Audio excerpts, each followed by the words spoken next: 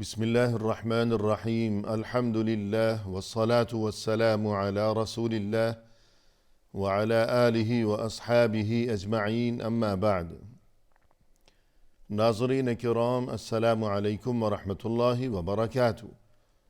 تفہیم دین کی اس بزم کے ہمراہ ہم آپ کی خدمت میں حاضر ہیں۔ آج کی اس ملاقات میں ہمارے ساتھ تشریف فرما ہیں محترم مہمان جناب شیخ سرور عالم صاحب، جو کہ معروف علمی شخصیت ہیں۔ تو آئیے ناظرین پروگرام میں ان کا استقبال کیا جائے۔ السلام علیکم شیخ۔ وعلیکم السلام ورحمۃ اللہ وبرکاتہ۔ ہماری بزم میں آپ تشریف لائے، جو کہ یقیناً ہمارے لیے بہت ہی باعث مسرت ہے۔ جزاکم اللہ خیرا۔ شکریہ، جزاکم اللہ خیر۔ نوازش۔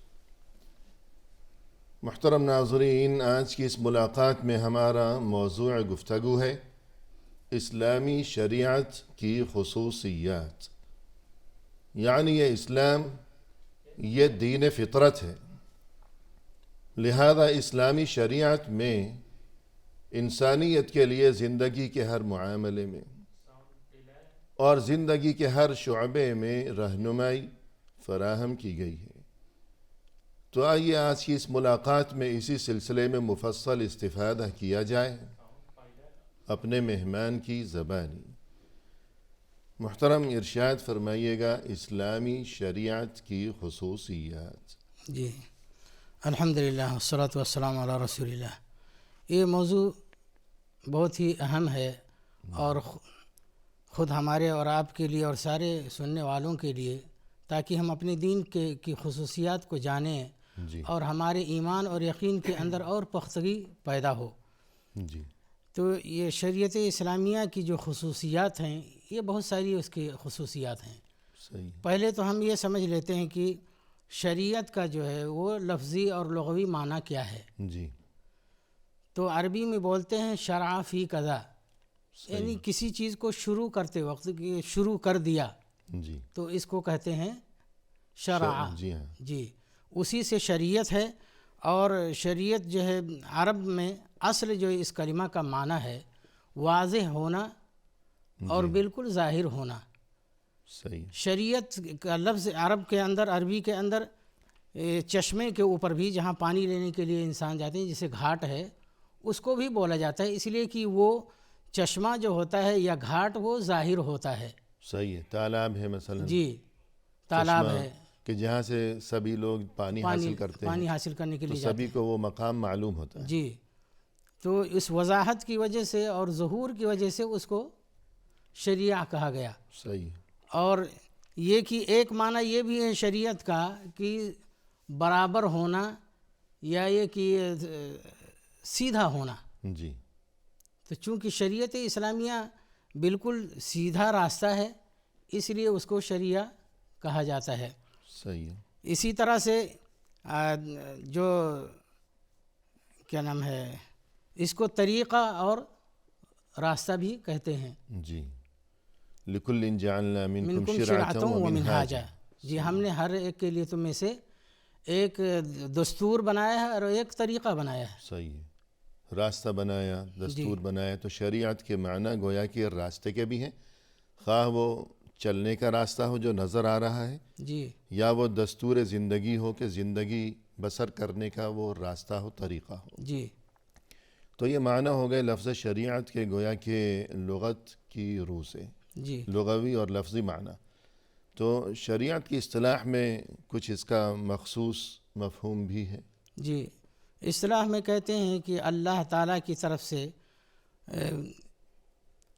کچھ اوامر اور نواہی اور ارشاد کا وہ مجموعہ صحیح۔ جو اللہ تعالیٰ نے اپنے بندوں کے لیے، اپنے بندوں کو اس کا مکلف بنا دیا ہے۔ جی اب وہ چیزیں چاہے عبادات سے یا عقائد سے متعلق ہوں، یا اخلاق سے ہوں، یا معاملات سے، صحیح ہے۔ تو اسی مجموعے کا نام جو ہے اصطلاح میں شریعت کہتے ہیں۔ جی ہاں۔ تو یہ جو چیزیں ہیں کہ عقائد سے اس کا تعلق ہو، یا عبادات سے، یا اخلاق سے، یا معاملات سے، تو گویا اس میں انسانی زندگی کے سبھی پہلو آ گئے۔ جی یعنی عقائد کا معاملہ ہو گیا جو انسان کا انداز فکر ہے، جو اس کا تصور ہے، جو اس کی سوچ ہے، جو اس کے خیالات ہیں. اور عبادات ظاہر ہے کہ جو اعمال، جو جسمانی اعمال ہیں انہیں کس طرح انجام دینا ہے. جو عبادات کے مثلا نماز، روزہ، زکوٰۃ، جی جسمانی مالی عبادات. اخلاق یعنی ایک دوسرے کے ساتھ کیسے پیش آنا ہے. معاملات مثلا لین دین، خرید و فروخت. جی تو زندگی کا کوئی بھی گوشہ بچا نہیں ہے. جی تو یہ معنی ہے دین کی اور شریعت کی اصطلاح میں شریعت الہیہ. اور جیسا کہ آپ نے اس سے قبل ذکر کیا تھا کہ جو اس کے لفظی معنی ہیں شریعت کے، وہ یہ بھی ہیں کہ مثلا چشمہ، کہ جہاں بستی کے سبھی لوگ آیا کرتے ہیں اپنی پیاس بجھانے بجھاتے ہیں. کے لیے، پانی لینے کے لیے. تو شریعت کے جو اصطلاحی معنی ہیں کہ اللہ کی طرف سے انسانیت کے لیے نازل فرمودہ احکام، تو اس میں بھی گویا کہ روحانی غذا کے حصول کا انتظام ہے. بالکل تو دونوں میں بہت قوی اور مضبوط گویا کہ مطابقت ہے. مطابقت ہے، جی مناسبت ہے. تو یہ کچھ گفتگو ہو گئی لفظ شریعت کے لغوی اور اصطلاحی معنی سے متعلق. شریعت اسلامیہ، اس کی کچھ خصوصیات جی کہ ظاہر ہے کہ یہ انسانوں کا وضع کردہ تو نہیں ہے قانون، تو اس کی بڑی خصوصیت ہے، بڑی اہمیت ہے. تو اس بارے میں کچھ فرمائیے. جی اس بارے میں یہ ہے کہ پہلی خصوصیت یہ ہے کہ ہماری شریعت، جسے اس کی طرف اشارہ بھی ہوا کہ یہ اللہ تعالیٰ کی طرف سے نازل کردہ ہے. جی اللہ تعالیٰ نے اس شریعت کو مقرر کیا ہے اپنے بندوں کے لیے. اور جیسا کہ قرآن مجید میں آیا ہے، اللہ تعالیٰ نے فرمایا انا نحن نزلنا الذکر وانا لہ لحافظون. جی ہم نے ہی اس ذکر کو اتارا ہے اور ہم ہی اس کی حفاظت کرنے والے ہیں. صحیح ہے. تو اللہ تعالیٰ نے اس شریعت کو خود اتارا ہے. اور جیسے کہ اور بعض آیتوں کے اندر بھی ہیں کہ اللہ تعالیٰ نے فرمایا وما ارسلناک الا کافۃ للناس بشیرا ونذیرا، صحیح. کہ ہم نے تم کو تمام لوگوں کے لیے بشیر اور نذیر بنا کر کے بھیجا ہے. تو آپ رسول اللہ صلی اللہ علیہ وسلم جو رسالت، جو پیغام لے کر کے آئے، وہ عالمی پیغام ہوا. جی ہاں. اور وہ اللہ تعالیٰ کی طرف سے ہوا. صحیح ہے. تو اس طرح کی کئی ایک آیتیں ہیں جن سے پتہ چلتا ہے کہ یہ اللہ تعالیٰ کی طرف سے یہ شریعت ہے.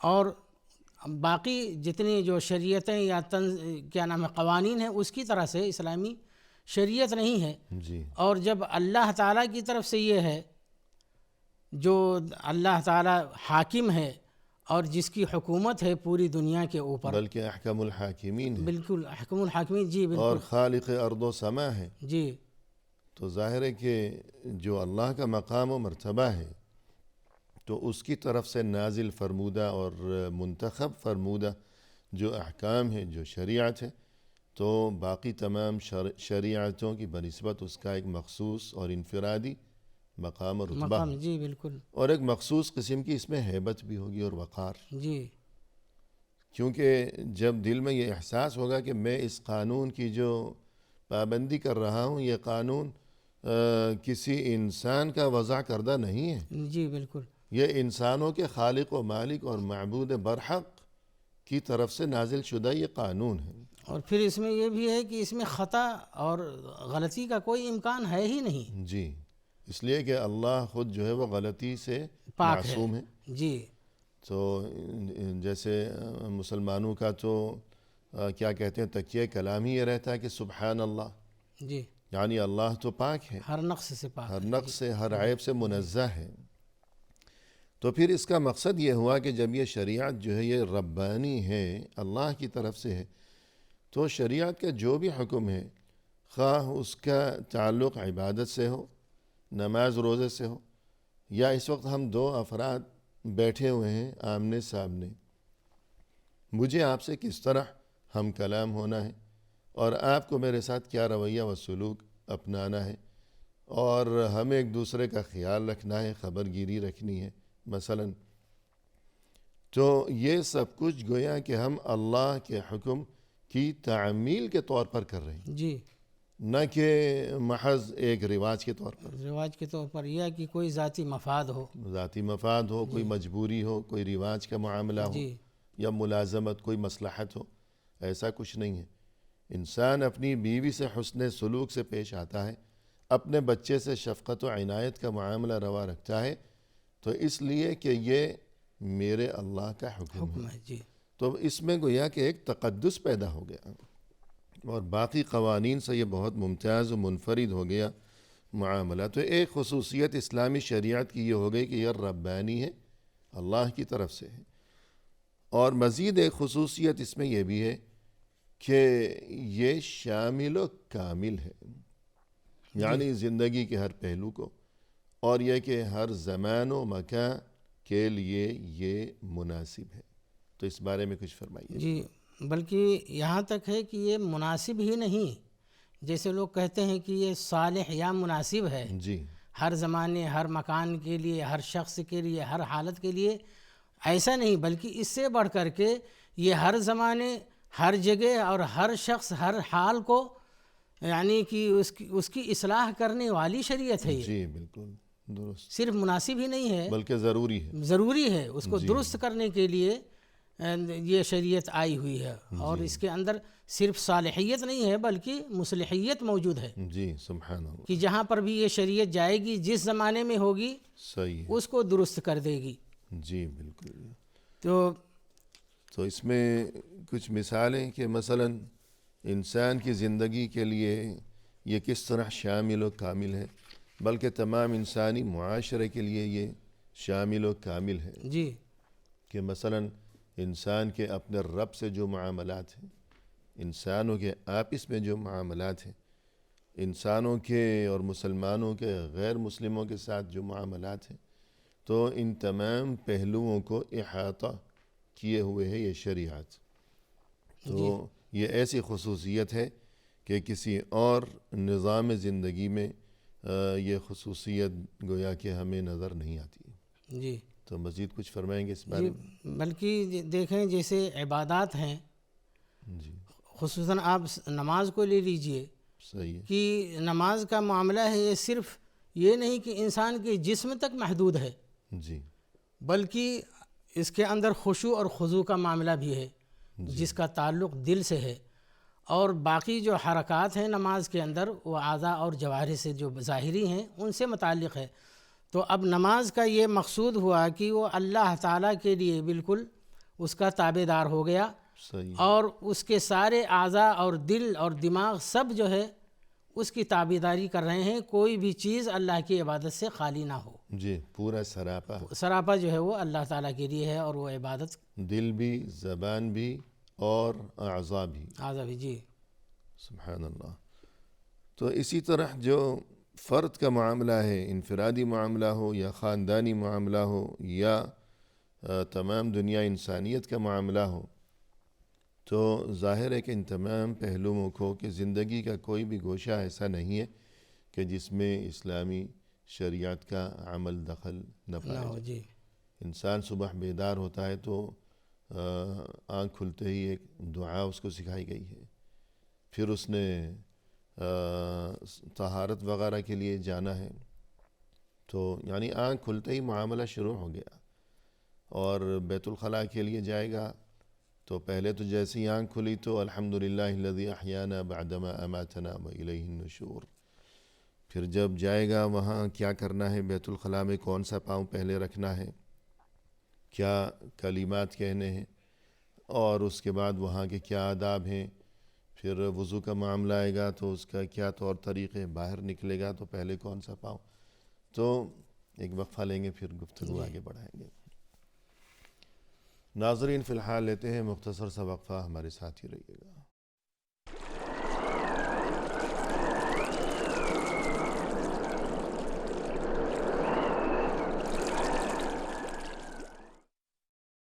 محترم ناظرین، وقفے کے بعد ہم حاضر خدمت ہیں.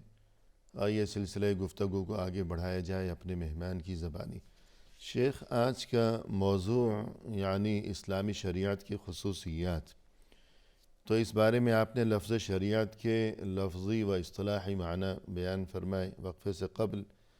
پھر یہ کہ آپ نے اس کی یہ خصوصیت بیان فرمائی کہ یہ ربانی شریعت ہے، کسی انسان کا وضع کردہ یہ قانون نہیں ہے، یہ اللہ کی طرف سے ہے جو انسانوں کا خالق و مالک ہے۔ اس کے بعد یہ کہ یہ ہر ایک کے لیے ہے، زندگی کے ہر شعبے میں رہنمائی اسلامی شریعت میں فراہم کی گئی ہے۔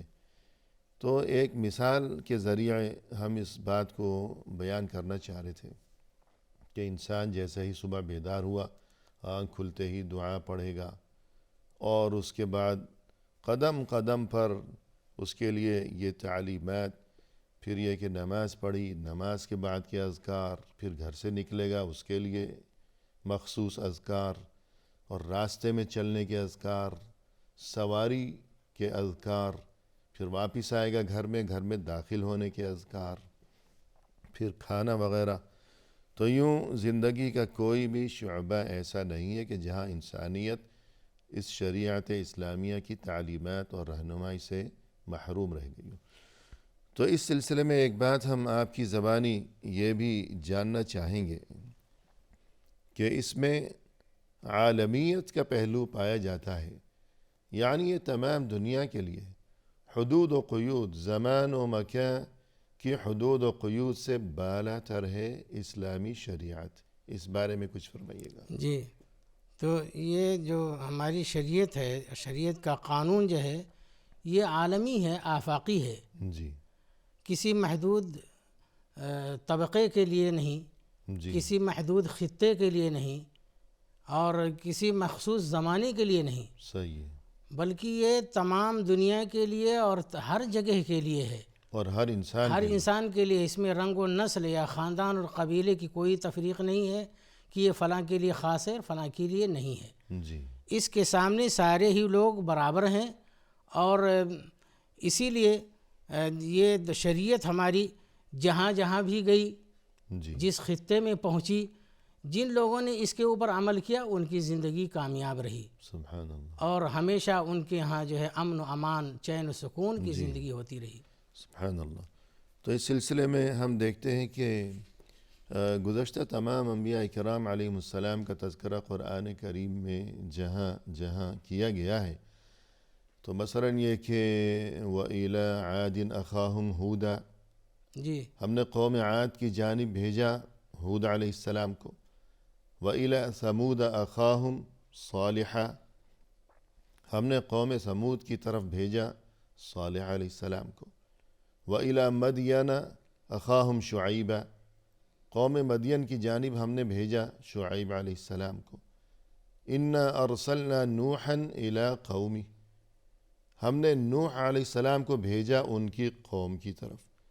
تو ہر نبی کے نام کے ساتھ ان کی قوم کا تذکرہ ہے، جی گویا ان کی نبوت و بعثت وہ ایک مخصوص قوم تک محدود تھی، مخصوص زمانے تک محدود تھی۔ لیکن جب رسول اللہ صلی اللہ علیہ وسلم جو یہ آخری شریعت اللہ کی طرف سے لے کر آئے، تو ہمیں صورتحال اکثر مختلف نظر آتی ہے۔ تبارک الذی نزل الفرقان علی عبدہ لیکون للعالمین نذیرا، تمام دنیا والوں کے لیے نذیر بنا کر بھیجا رسول اللہ صلی اللہ علیہ وسلم کو۔ اور یہ کہ وَأُوحِيَ إِلَيَّ هَذَا الْقُرْآنُ لِأُنذِرَكُمْ بِهِ وَمَنْ بَلَغَ، کہ جس تک بھی یہ قرآن پہنچ جائے، اس قرآن کے ذریعے آپ لوگوں کو اللہ کی نافرمانی سے ڈرائیے۔ اور یہ کہ وَمَا أَرْسَلْنَاكَ إِلَّا رَحْمَةً لِلْعَالَمِينَ، اے ہمارے نبی صلی اللہ علیہ وسلم، ہم نے آپ کو تمام جہان والوں کے لیے رحمت بنا کر بھیجا، تو سبھی کے لیے۔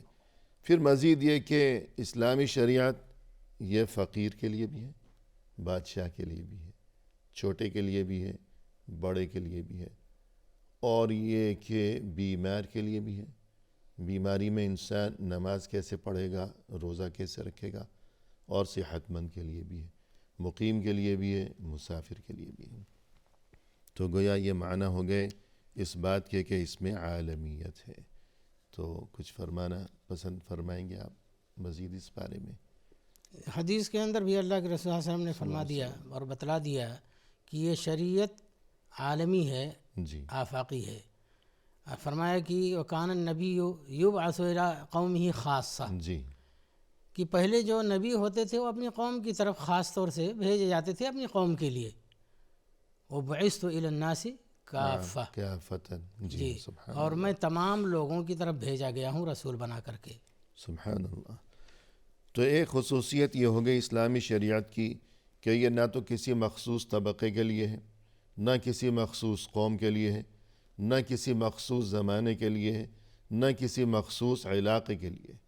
یہ ان تمام حدود و قیود سے بالا تر ہے، ہر ایک کے لیے ہے، سبھی کے لیے ہے، ہمیشہ کے لیے ہے، قیامت تک کے لیے ہے۔ اور اس کے بعد ایک خصوصیت اسلامی شریعت کی یہ بھی ہے کہ اس میں میانہ روی اور توسط اور توازن پایا جاتا ہے۔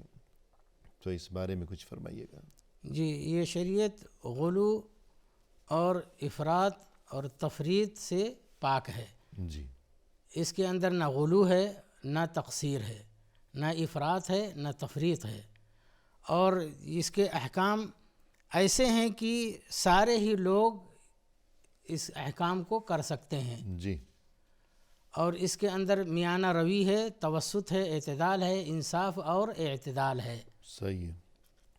اب یہاں سے ایک بات یہ بھی ہوتی ہے کہ بعض لوگ یہ سمجھتے ہیں کہ احکام شریعت کے اوپر عمل کرنا یا سنت کے اوپر عمل کرنا اسی کو تشدد سمجھ لیا ہے۔ جی حالانکہ بات ایسی نہیں ہے۔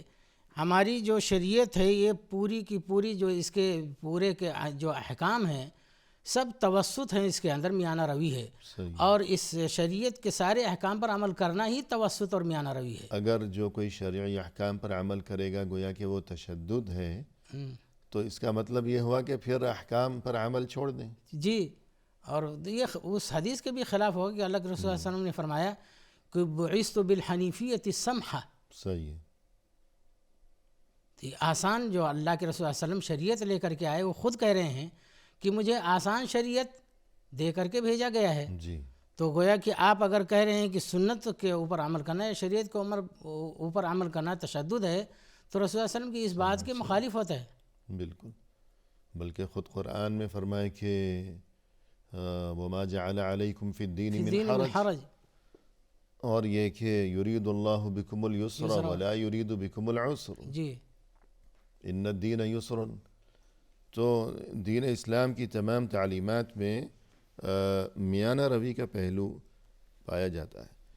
تو اگر غور کیا جائے تو انسان کی زندگی میں ایک بہت بڑی اور اہم چیز جو ہے وہ معاشی معاملات ہیں، پیسے کا معاملہ۔ جی ہر انسان جو ہے اس کے لیے یہ جو روزی روٹی کے سلسلے ہیں اور کسب معاش، تو دین اسلام میں یا اسلامی شریعت میں اس سلسلے میں بھی جو نظام ہے اسلام کا معاشی نظام، تو اس میں بھی میانہ روی ہے، وہ جی کس طرح، تو یہ بھی ارشاد فرمائیے گا۔ جی، کیونکہ آج دنیا کے اندر دو قسم کے جو ہے نظام چل رہے ہیں مال و دولت کے بارے میں، ایک راس مالی ہے اور ایک اشتراکی ہے۔ راس مالی کا مطلب یہ ہے کہ آدمی پیسہ جمع کرے جیسے بھی جیسے بھی ہو، سرمایہ حرام دارانہ حلال، نظام، جی بالکل سرمایہ دارانہ نظام کہ جس میں امیر ترین اور غریب ہر دن غریب ترین ہوتا چلا جائے، اور اس میں کچھ اس کا نہ ہو، جائز اور ناجائز ہر طریقے سے بس صرف پیسہ جمع کرنا، جی، اور جتنا چاہے جمع کرے، جتنا چاہے جمع کرے، اس میں کسی کا حق نہیں ہے، جی کسی بھوکے کی فکر کرے یا نہ کرے، اپنی تجوری بھرتا چلا جائے۔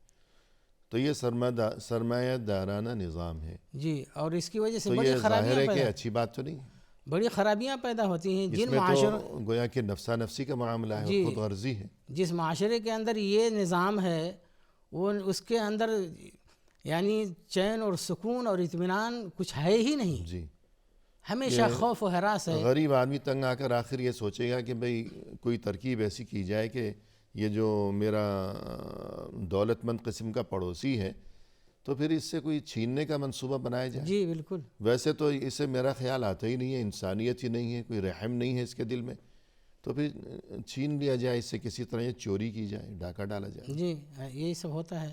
صحیح ہے۔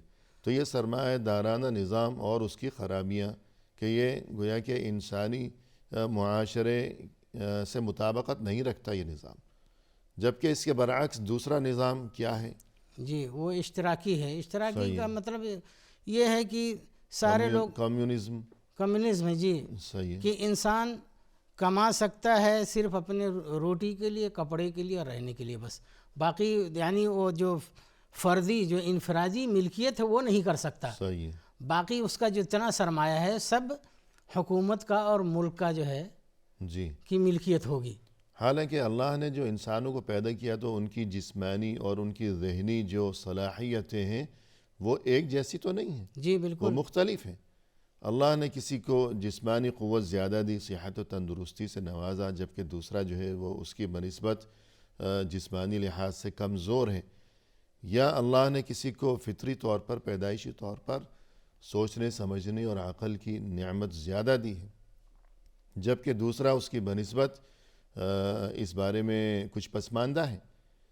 تو اگر ہر ایک کے لیے معاش کے سلسلے میں ایک ہی پیمانہ مقرر کر دیا گیا ہمیشہ کے لیے، تو اب جو کہ بہت عقل مند ہے، سمجھ بوجھ والا انسان ہے کہ مثلا ہوائی جہاز بنا سکتا ہے، اور دوسرا شخص وہ ہے کہ جو صرف بیلچہ ہی چلا سکتا ہے، جی تو اگر دونوں کو برابر کر دیا گیا کہ تم بھی رات دن محنت کرو اور تم بھی رات دن محنت کرو، تنخواہ دونوں کو برابر ملے گی.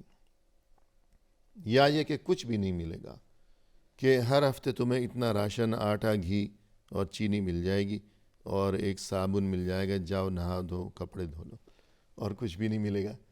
تو جسے اللہ نے بہت زیادہ صلاحیتوں سے نوازا ہے تو وہ سوچے گا کہ مجھے کیا پڑی ہے کیوں میں کام کروں، محنت کروں اور اپنے آپ کو ہلکان کروں. تو گویا یہ فطری معاملہ نہیں ہے، فطرت کے خلاف ہے. فطرت کے خلاف ہے اور ترقی نہیں ہو سکتی ہے پھر. صحیح ہے. کیونکہ آدمی کام چھوڑ کر کے بیٹھ جائے گا. جی. اور اس کا جو ہے اس کی زندہ مثال وہ ہے کہ جہاں جہاں یہ نظام گیا، جن جن ملکوں میں، جی. اور ابھی تک ہے جہاں پر، وہ ملک جو ہے بالکل غریب ہو گیا. صحیح ہے. اور وہاں پر یعنی لوگ جو ہے وہ غربت میں اور فاقہ میں جو ہے گزار رہے ہیں. صحیح ہے. جی.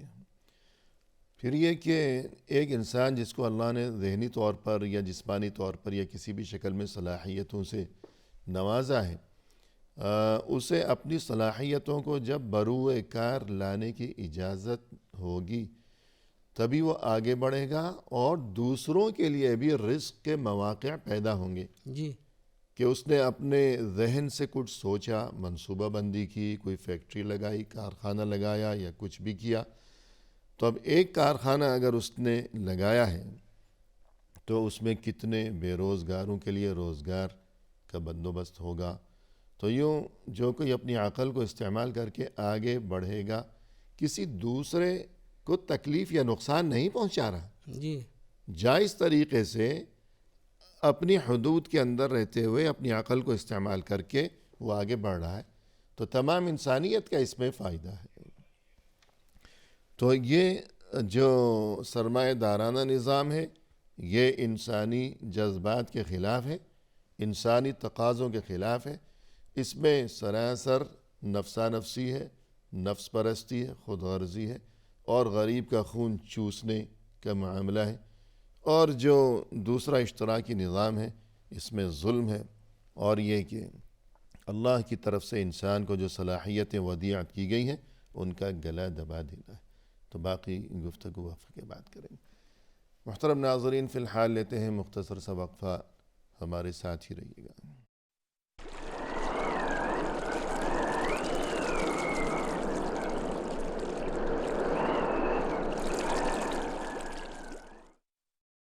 ناظرین کرام، وقفے کے بعد ہم حاضر خدمت ہیں. آئیے سلسلے گفتگو کو اب پائے تکمیل تک پہنچایا جائے اپنے محترم مہمان کی زبانی.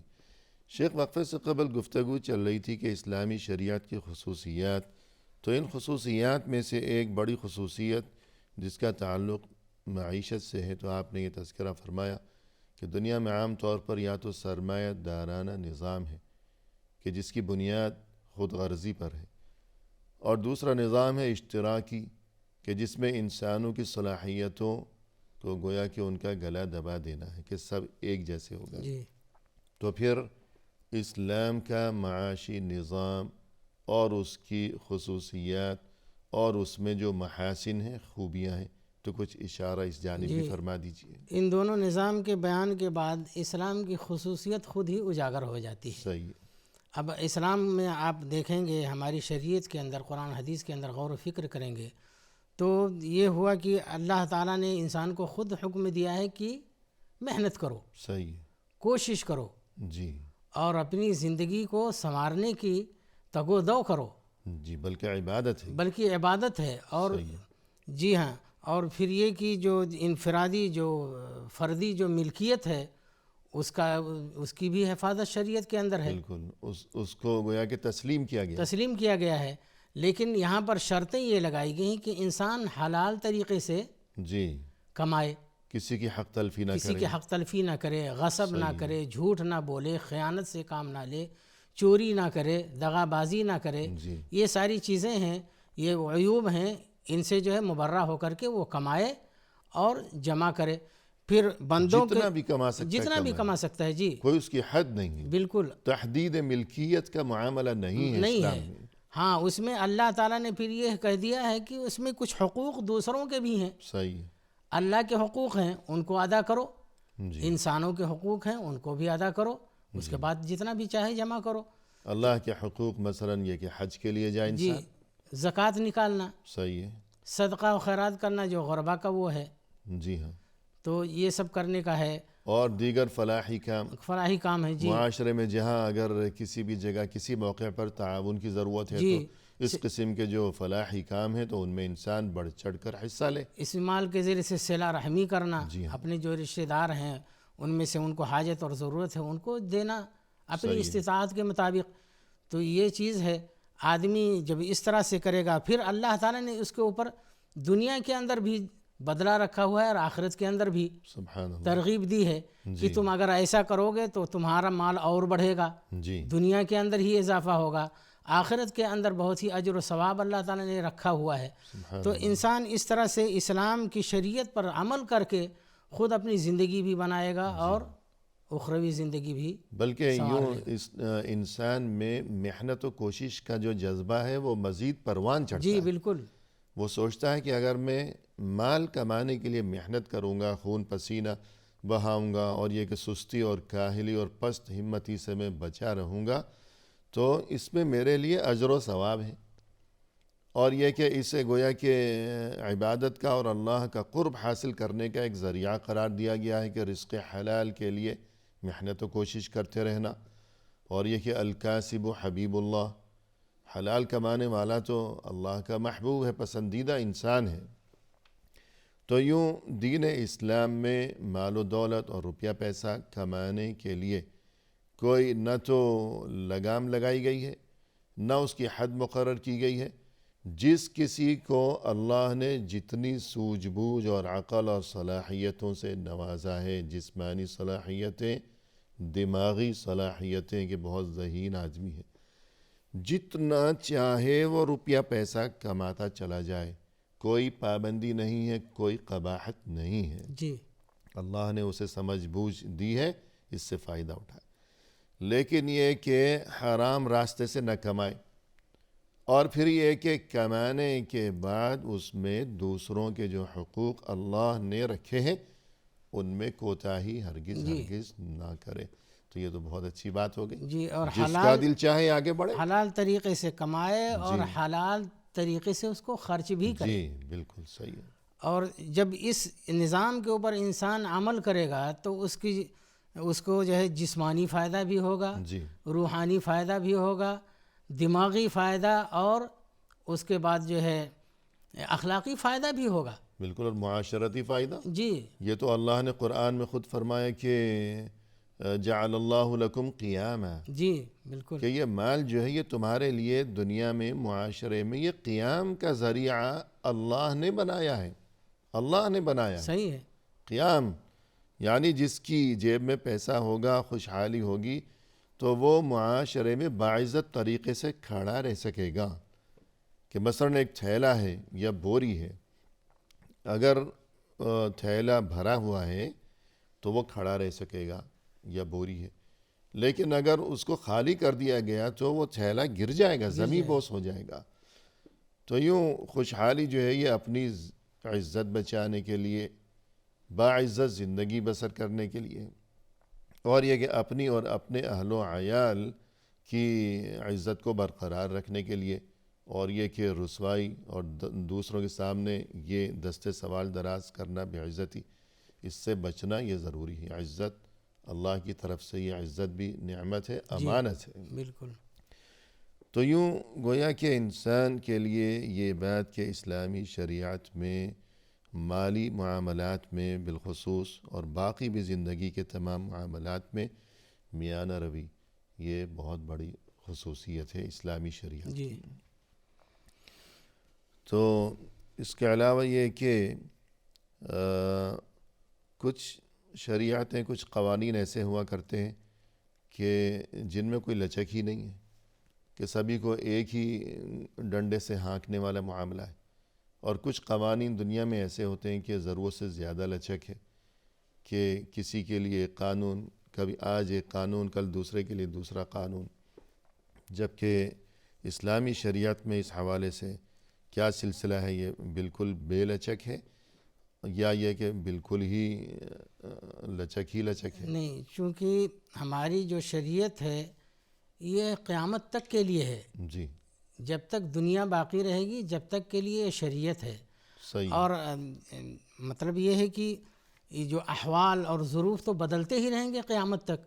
جی، تو اگر ہماری شریعت کے اندر لچک نہ ہو تو جو مسائل نئے نئے پیدا ہو رہے ہیں ان کا حل نہیں ہو سکتا ہے۔ جی، تو اللہ تعالیٰ نے اس شریعت کے اندر لچک رکھی ہوئی ہے، اور یہ نہیں کہ بالکل دروازہ کھول دیا ہے صحیح ہے کہ تساہل ہو۔ جی، لچک ان چیزوں کے اندر ہے جو معاملات اور عادات سے جو ہے متعلق ہیں، جی، یا جو فروعی معاملات فروعی معاملہ ہیں۔ لِكُلٍّ جَعَلْنَا مِنْكُمْ شِرْعَةً وَمِنْهَاجًا، جی بالکل۔ ہر قوم کے لیے، ہر نبی کے زمانے میں جو وقتی ضروریات تھیں تو اس معاملے میں گویا کہ ایک جدا جدا منہاج اور طریقے تھے، لیکن جو اصول و مبادئ ہیں جی وہ ثابت ہیں، وہ ایک ہی جیسے۔ خاص طور سے یہ جو عقائد اور عبادات ہیں ان کے اندر جی، پائیداری ہے۔ صحیح ہے۔ تو گویا کہ دیگر جو قوانین ہیں دنیا میں، تو ان میں یہ خرابی ہے کہ کسی میں بالکل بھی لچک نہیں ہے، اور ایک ہی جیسا معاملہ ہر ایک کے ساتھ، اور ہر حال میں خواہ کسی کو اس سے فائدہ ہو یا نقصان ہو۔ اور کچھ قوانین ایسے ہیں کہ جن میں بہت زیادہ لچک ہے، کہ جیسے کہتے ہیں کہ موم کی طرح، کہ اسے جب دل چاہا اسے، جدھر جی چاہا اسے موڑ لیا۔ جی، تو دین اسلام میں ایسا معاملہ نہیں ہے، اسلامی شریعت میں۔ تو صورتحال یہی ہے کہ جو فروعی معاملات ہیں تو ان میں لچک ہے، اور یہ کہ اجتہاد کا جو باب ہے وہ گویا کہ کھلا ہوا ہے اور اس میں گنجائش ہے، لیکن جو اصول و مبادئ ہیں، بنیادی چیزیں، تو وہ ہمیشہ ہر زمانے میں وہ ایک ہی جیسی ہیں، پائیدار ہیں۔ جی، مثلاً اگر مزید اس کو واضح کرنے کی کوشش کی جائے کہ سمجھ میں آ جائے بات، جھوٹ نہ بولو۔ جی، یہ تعلیم، اسلامی تعلیم، یا خرید و فروخت کے موقع پر اگر ہم کہیں کہ بھی ہماری خرید و فروخت، ہماری تجارت شرعی تعلیمات کے مطابق ہونی چاہیے، تو ناپ تول میں کمی بیشی نہ کرو، تو یہ تعلیمات پائیدار ہیں، ہر زمانے کے لیے ہیں، ہمیشہ کے لیے ہیں، ہر علاقے کے لیے۔ لیکن جو وقتی کچھ تقاضے ہوا کرتے ہیں تو ان کی بہت سی مثالیں دی جا سکتی ہیں، تو اس حساب سے جو ہے دین اسلام میں اور اسلامی شریعت میں لچک موجود ہے، کہ مریض کے لیے مثلا نماز کے مخصوص احکام ہیں، جی، اور روزے کے مخصوص احکام ہیں۔ اور اس کے علاوہ اسلامی شریعت کی ایک خصوصیت یہ بھی ہے کہ اس میں انسان کے جو فوائد ہیں، جو ضروریات ہیں انسانیت کے لیے، تو ان کی رعایت رکھی گئی ہے۔ اس بارے میں کیا فرمائیں گے آپ؟ جی، یعنی کہ یہ جو انسان کے جو مقاصد اور مصالح ہیں، جو مصلحتیں ہیں، ان کا خیال رکھنا، جی یہ اسلام کے اندر ایک یعنی اسلام کی بہت ہی اہم خصوصیت ہے. صحیح ہے. اس میں انسانوں کے فائدے کو سوچ کر کے جی اس کے مطابق جو ہے وہ قوانین اور احکام رکھے گئے ہیں جی اور ان کی رعایت کی گئی ہے کہ ان کو پریشانی نہ ہو. جی اور یہ جو مصالح ہیں تقریباً 3 قسم کے ہیں. جی ایک تو مصالح ضروریہ ہیں صحیح ہے. اور ایک حاجیہ ہے دوسری قسم. تیسری تحسینیہ ہے. اسے علماء نے جو ہے اس کی تقسیم کی ہوئی ہے. جی ضروریہ میں وہ جو 5 جو اصول ہیں صحیح ہے. یعنی کہ جیسے حفظ دین ہے, حفظ نسل ہے, جی حفظ عقل ہے اور حفظ مال ہے جی اور جان. حفظ جان ہے. جی جی حفظ النفس. یہ 5 جو اصول ہیں یہ ضروریہ ہیں. تو ان کا اعتبار کیا گیا ہے. اور آپ غور فکر کریں گے تو اسلام کے جو احکام ہیں تقریباً انہی 5 کے ارد گرد گھومتے ہیں. صحیح ہے. جان و مال کی حفاظت, جی عزت و آبرو کی حفاظت, دین کی حفاظت, دین کی حفاظت, نسل کی حفاظت. جی ہاں نسل کی حفاظت. اور شریعت اسلامیہ کے جتنے احکام ہیں آپ اس بارے میں آپ دیکھیے کہ کل المسلم علی المسلم حرام جی دمہ و مالہ و عرضہ. ایک مسلمان کا سبھی کچھ دوسرے تمام مسلمانوں پر حرام ہے. اس کا مال بھی, اس کی عزت و آبرو بھی, اور یہ کہ اس کی جان بھی.